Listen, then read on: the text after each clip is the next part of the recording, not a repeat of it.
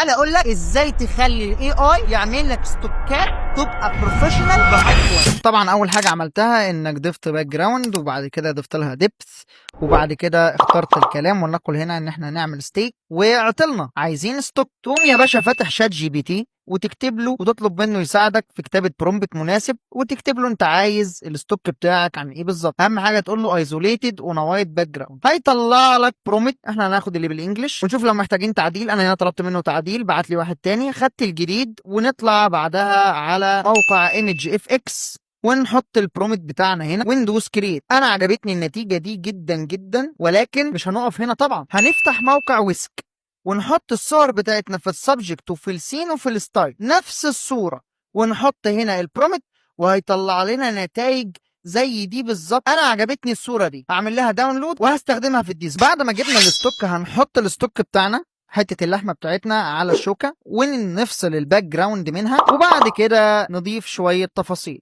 قصدي شويه تفاصيل كتير، وبس. بس كده بمنتهى البساطه تقدر تاخد الستوك وتبدا تعدل عليه وتضيف تصميمات بتاعتك. بس اهم حاجه ما تنساش تعمل لي فولو ولايك. كان معاك ستيفن ميلاد، سلام يا صاحبي.